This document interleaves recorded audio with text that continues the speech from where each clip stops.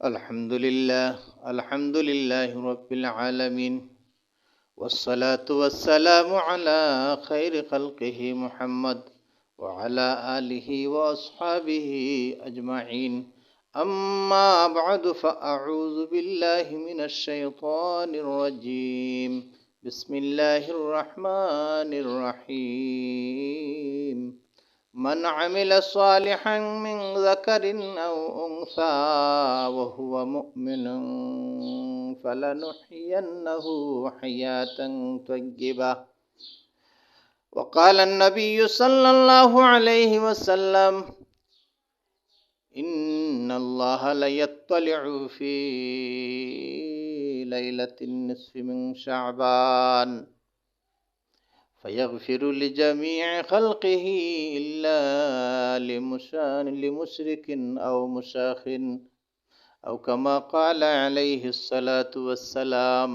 সুপ্রিয় ভিউয়ার্স, আমরা আজকে আলোচনা করব শবে বরাতে কি আমল করব এবং কি করব না, করণীয় এবং বর্জনীয়। করব, নফল নামাজ পড়ব, কোরআন তেলাওয়াত করব, জিকির আজকার করব, তসবিহ তাহলিল পড়ব এবং বিশেষ করে আল্লাহর দরবারে কায়মনোবাক্যে দোয়া করব। কি করব না? আতশবাজি করব না, গল্প গুজব করব না, অনর্থক খেলাধুলা করে সময় কাটাবো না, নেকির পরিবর্তে কোনো গুনার কাজ করব না। আল্লাহ পাক আমাদের নেক আমল করার তৌফিক দান করুন। আপনি সন্ধ্যার পরেই, মাগরিবের নামাজের পরেই আপনার সময় সূর্যোদয় পর্যন্ত আপনি নিয়ম আমল করতে থাকুন। আল্লাহ পাক এই রাত্রিতে বিশেষ মনোযোগ দেন।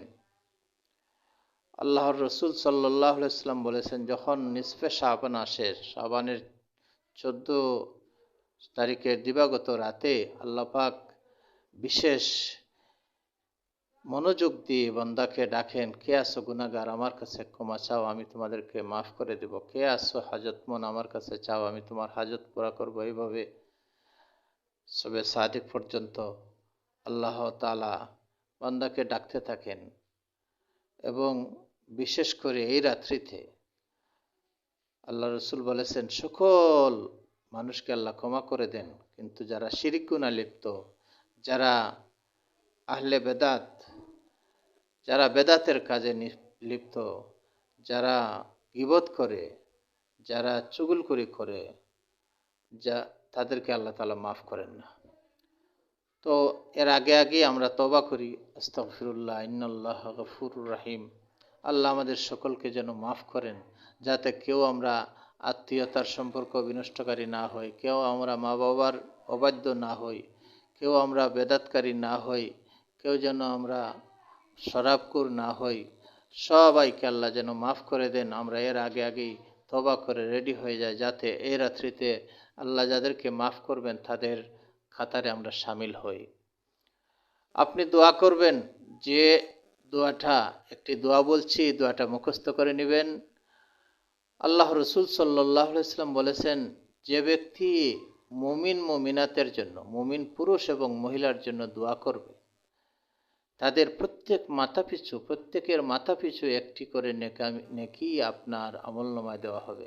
আদম আলাইহিস সালাম থেকে নিয়ে কিয়ামত পর্যন্ত যত মুমিন মুমিনাত এসেছেন, যারা আসবেন, সকলের মাথা পিছু একটি করে নেকি আপনি পাবেন।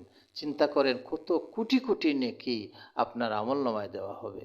আসুন সেই হাজার হাজার কোটি কোটি নেকি আমলনামায় হাসিল করার জন্য আমরা কিভাবে দোয়া করব? দোয়া করবেন, রব্বিগফিরলি ওয়ালি ওয়ালিদাইয়া ওয়ালিল মুমিনিনা ওয়াল মুমিনাত। এতটুকু বললে চলবে। রব্বিগফিরলি ওয়ালি ওয়ালিদাইয়া ওয়ালিল মুমিনিনা ওয়াল মুমিনাত।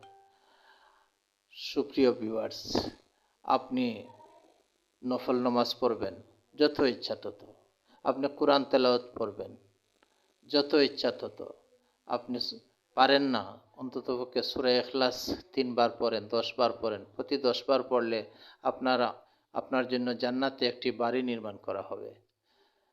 আপনি ফালাক, নাস, কুল ইয়া আইয়ুহাল কাফিরুন, ইযা জুলজিলাত, আলহাকুমুত তাকাসুর, সূরা বাকারা, আল ইমরান, সূরা ইয়াসিন, সূরা মুজাম্মিল, সূরা আর রহমান, এই সূরাগুলো আপনি পড়ুন। সূরা মুলক পড়ুন। আপনি সুবহানাল্লাহি ওয়া বিহামদিহি সুবহানাল্লাহিল আযীম বেশি করে পড়ুন। সুবহানাল্লাহ, আলহামদুলিল্লাহ, ওয়া লা ইলাহা ইল্লাল্লাহু আল্লাহু আকবার, লা হাওলা ওয়া লা কুওয়াতা ইল্লা বিল্লাহ, ইয়া হাইয়্যু ইয়া কাইয়্যুম। এইভাবে করে আপনি পড়তে থাকেন। আপনি পড়তে থাকেন সুবহানাল্লাহ। সকালে যদি কেউ পড়ে, সন্ধ্যায় যদি কেউ পড়ে, 100 বার করে, আল্লাহ রসুল সাল্লাল্লাহু আলাইহি ওয়াসাল্লাম বলেছেন 100 মকবুল হজের সওয়াব তার আমলনামায় দেওয়া হবে। সুতরাং আপনি সন্ধ্যার পরে 100 বার সুবহানাল্লাহ পড়ুন।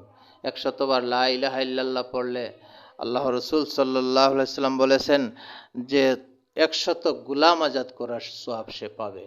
যদি আপনি 100 বার সকালে, 100 বার সন্ধ্যায় আল্লাহু আকবার পড়েন, তাহলে ওই দিনের শ্রেষ্ঠ আমলকারী আপনি হবেন, যদি অন্য কেউ আপনার সমপরিমাণ আমল না করে থাকে। যদি আপনি আলহামদুলিল্লাহ 100 বার পড়েন, তাহলে 100 গুরায় সওয়ার হয়ে যেন আপনি যুদ্ধের ময়দানে হাজির হলেন। 100 যুদ্ধে হাজির হওয়ার সওয়াব আপনার আমলনামায় লিখে দেওয়া হবে। সুপ্রিয় ভিউয়ার্স, আপনি ইস্তেগফার পড়ুন, বেশি করে আস্তাগফিরুল্লাহ, আস্তাগফিরুল্লাহ, আস্তাগফিরুল্লাহ পড়ুন। আপনি দুরূদ শরীফ বেশি করে পড়ুন। আল্লাহুম্মা সাল্লি আলা মুহাম্মদ ওয়া আলা আলি মুহাম্মদ। অথবা নামাজের যে দুরূদ আছে সেই দুরূদটি হলো উত্তম দুরূদ। অথবা সংক্ষেপে সাল্লাল্লাহু আলাইহি ওয়াসাল্লাম। অথবা পড়ুন আল্লাহুম্মা সাল্লি আলা মুহাম্মদ ওয়া আনজিলহুল মাকআদাল মুকাররাবা ইনদাকা ইয়াউমাল কিয়ামা। আপনি যে দুরূদ পারেন সেইটাই আপনি পড়ুন। এবং আল্লাহর কাছে মুনাজাত করার সময় আপনি প্রথমে পড়বেন আলহামদুলিল্লাহি রাব্বিল আলামিন, আলহামদুলিল্লাহি হামদান কাসীরান তাইয়্যিবান মুবারাকান ফীহি, ইয়া রাব্বি লাকাল হামদু লিজালালি ওয়াজহিকা ওয়া আযীমি সুলতানিকা। আপনি এটা পড়ুন। কোরআন শরীফের একটি আয়াত আছে, ওয়াল আউয়াল ওয়াল আখির ওয়াল যাহির ওয়াল বাতিন ওয়া হুয়া বিকুল্লি শাইইন আলিম। এই আয়াতটি 1000 আয়াতের সমান। এটি আপনি পড়ুন। আহুয়াল আউয়াল ওয়াল আখির ওয়াল যাহির ওয়াল বাতিন ওয়া হুয়া বিকুল্লি শাইইন আলিম। আপনি দোয়া করার সময় ইসমে আজমের দোয়াটি শিখে নেবেন। ইসমে আজম কি? ইসমে আজম মানে বড় নাম। আল্লাহর কোন নামটি বড়? কেউ কেউ বলেছেন ইয়া হাইয়্যু ইয়া কাইয়্যুম। এটা আপনি পড়ুন। অথবা হাদিসে এসেছে, ইবনে মাজার একটি হাদিসে এসেছে যে আল্লাহুম্মা ইন্নী আসআলুকা বিআন্না লাকাল হামদা লা ইলাহা ইল্লা আনতা ওয়াহদাকা লা শারীকা লাকাল মান্নানু বাদিউস সামাওয়াতি ওয়াল আরদ যুল জালালি ওয়াল ইকরাম। এই দোয়ার মধ্যে ইসমে আজম আছে। ইসমে আজম দ্বারা দোয়া করলে দোয়া কবুল হয়। আপনি যা চাইবেন তাই আল্লাহ কবুল করবেন। সুতরাং ইসমে আজমের এই দোয়াটি আপনি পড়তে থাকেন। ইয়া হাইয়্যু ইয়া কাইয়্যুম বিরহমাতিকা আস্তাগীসু, এই দোয়াটি বেশি করে পড়েন। অথবা ইসমে আজমের জন্য আবু দাউদ শরীফ এবং তিরমিজি শরীফে আরেকটি দোয়া উল্লেখ করা হয়েছে, সেই দোয়াটি আপনি পড়তে পারেন। আল্লাহুম্মা ইন্নী আসআলুকা বিআন্নী আশহাদু আন্নাকা আনতাল্লাহ লা ইলাহা ইল্লা আনতাল আহাদুস সামাদুল্লাযী লাম ইয়ালিদ ওয়া লাম ইউলাদ ওয়া লাম ইয়াকুল লাহু কুফুয়ান আহাদ। সুপ্রিয় ভিউয়ার্স, যত বেশি আমল করবেন ততই ভালো। কারো কথা শুনবেন না। দোয়া আল্লাহ বিফলে দেয় না। আর নেক আমল, এই রাতের কোনো আমল বেদাতি কোনো আমল নয়, এইটা গ্রহণযোগ্য আমল। যদিও নফল ইবাদত, কোনো আলেম এটার বিরোধিতা করেন এই কারণে যে মানুষ ফরজ ত্যাগ করে, সারা বছর ফরজ নামাজ পড়ে না, ফরজ ইবাদতগুলো পড়ে না, সে যাকাত আদায় করে না, সে ফরজ হজ আদায় করে না, আল্লাহর ফরজ বিধানগুলো সে তরক করে, আর এই ইবাদতই শুধু এই রাত্রির ইবাদতের জন্য অপেক্ষায় থাকে। না, এই কাজটি যেন না হয়। আমরা এক রাত্রিতেও ইবাদত করব এবং সারা বছরই আল্লাহর বিধান পালন করার আমরা আল্লাহর কাছে তৌফিক চাইব।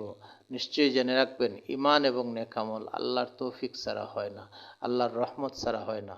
আল্লাহ আমাদের নেক আমল করার তৌফিক দান করুন। আমিন। ওয়া আখিরু দাওয়ানা আনিল হামদুলিল্লাহি রাব্বিল আলামিন।